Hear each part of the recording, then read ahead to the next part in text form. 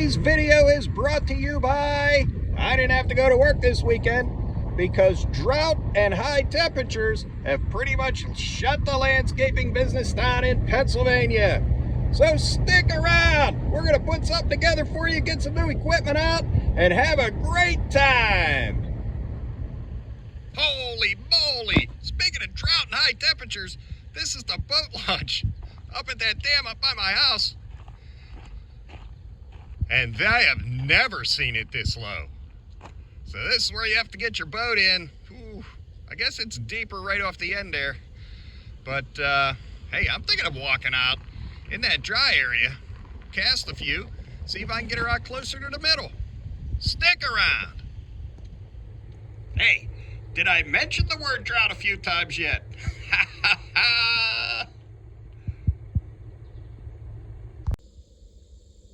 Hello, YouTube, and welcome back. Today, I was sitting at home at the castle, and I went down to the vault to look through some of my stored fishing equipment, and I started thinking, what is the use of having it if you're not using it, right? So I got some out. Let's take a look at what we have, what's good, what's bad, what's ugly, what we could use, and maybe put together a couple new setups to use. Stick around.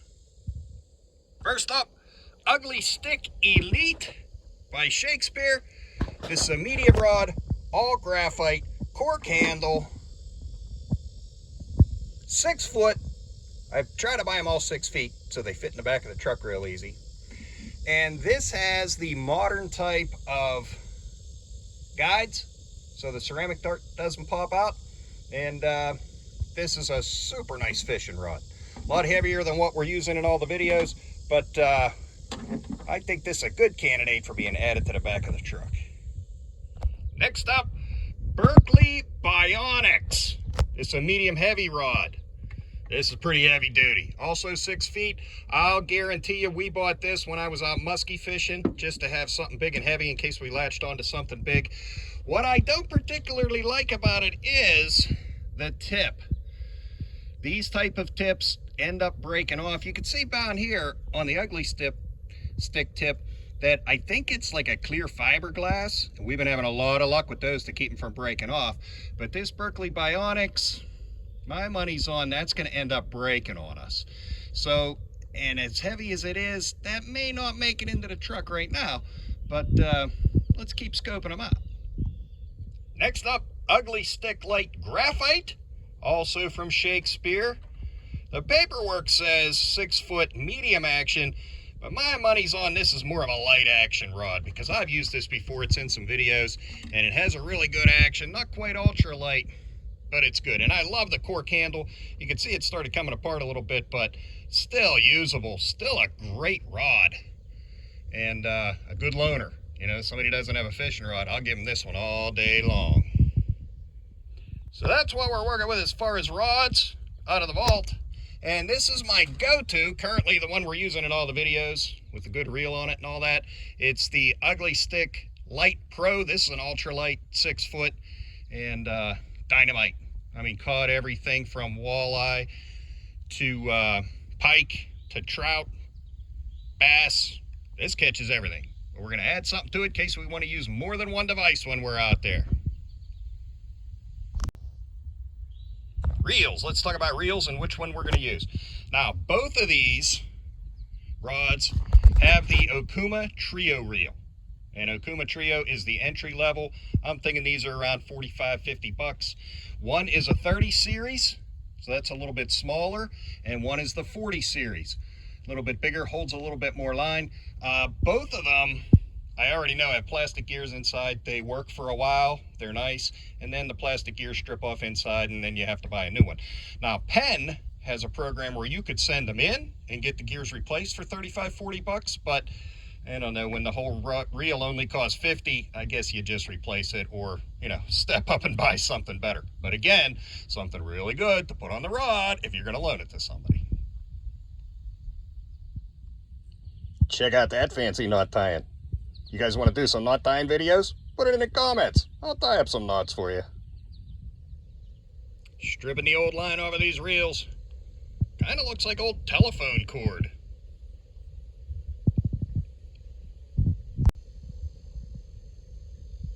And once I get it all off of here, what I'll do is take it out of the bait shop. They have a system where they can recycle it.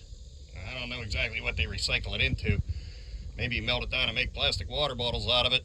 But doing the right thing, you know, being conscious for the environment.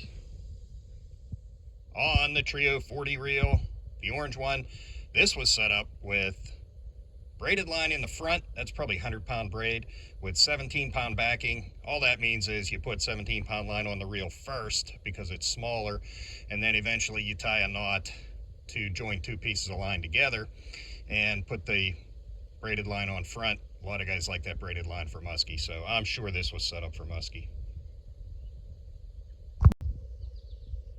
Everything's stripped down, ready to go. Here's what we're gonna do. We're gonna take that Okuma 40 with the orange paint. Check out the flake in that paint. You gotta love it, man. I mean, it's got some shiny stuff. Shiny makes me smile. And we're gonna put that on the heavier Shakespeare, the medium rod that we have. We'll have a medium rod out there to use. It's an ugly stick. It's got the cork handle I like, and I think this will be reliable, and we'll be able to put a bunch of line on here. Then, we'll call this the loner rod. This is supposed to be a medium, but it's more of a light action ugly stick. We'll put the Okuma Trio 30 on there. That way we got a third device. We got a loner if somebody comes along with us. And, I don't know, just a little more prepared for what we get into when we're out there fishing. Spooling them up. SOS 6-pound trout magnet fishing line. Why? It never fails to impress. And I have some already in the back of the truck. And I watched about 10 videos last week where they say, is someone holding the line with a pencil while you're reeling it in? You're doing it wrong. I'll tell you what, if I had someone here with a pencil right now to hold that line, I'd have them hold it, because it makes it a heck of a lot easier to wind it onto the rod. All right, this isn't actually working too bad. Maybe having it up on the tailgate of the truck is making it easy, but it's reeling right on here. I can't reel it and film it at the same time, but it's working. Or can we film it? Is it working? No! All right, off the ground, is that working? Not as smooth. I thought a tailgate was better. And how much line do you put on? I like to put it on while there's still a little bit of this black part of the spool showing before it gets up into the anodized part. That way it doesn't, because sometimes it'll tend to want to spool back on itself if you have too much line on there. And we're set up, ready to fish. From out of my basement collecting dust to spooled up on the back of the truck at the lake. We're going to cast it a couple times. It's going to be great. I got the clone lure on there, which already doubled in price.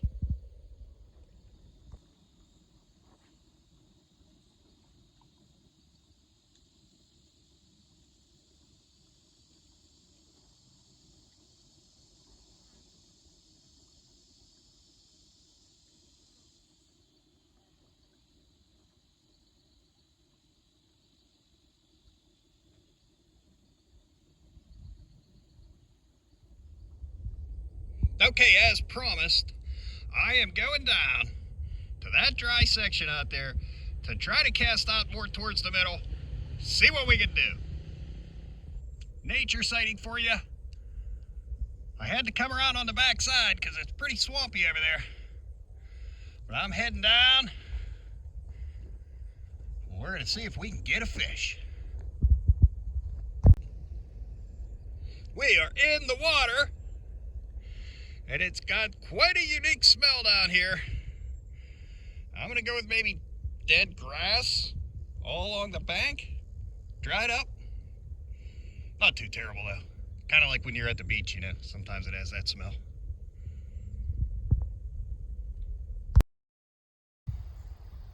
Hey, I was having no luck up at the dam yesterday.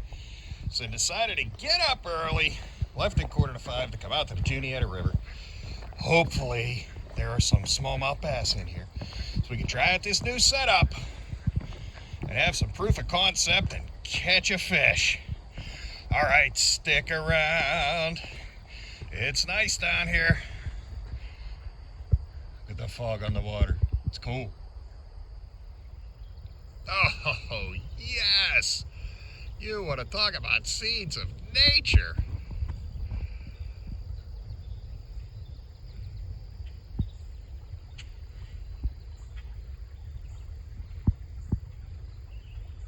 We're definitely going to get a fish. I'm the only one down here. Hooked up. Here we go. On the clown lure. New setup. Here he comes. Self-filming cameraman. Hey! Success! Proof of concept, smallmouth bass on the new setup. We got the medium heavy ugly stick with the Okuma flashy reel out of the basement, out of the dust, catches fish. Gotta love it, baby. There we go, hooked up again.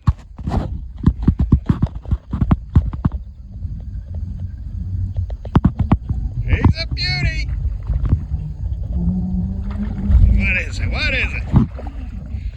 Oh, another smallmouth. Little ones, I'll catch and release today. Sure am enjoying it. Today's today. This one feels bigger. Here we go. Where's he at? Where's he at?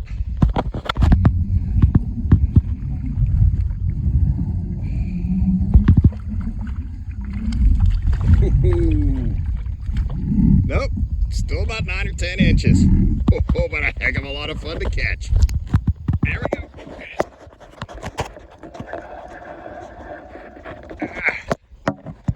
Hold on.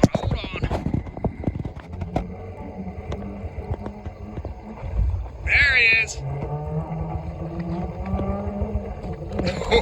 Ho. Getting bigger.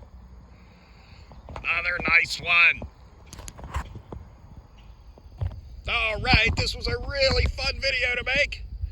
I want you guys to get down into your basement, look for the old equipment, see what you can use. You know what they say, acres of diamonds in your backyard. All right, so hit that like button. I really appreciate you guys being here and watching. Subscribe if you can, and keep on watching.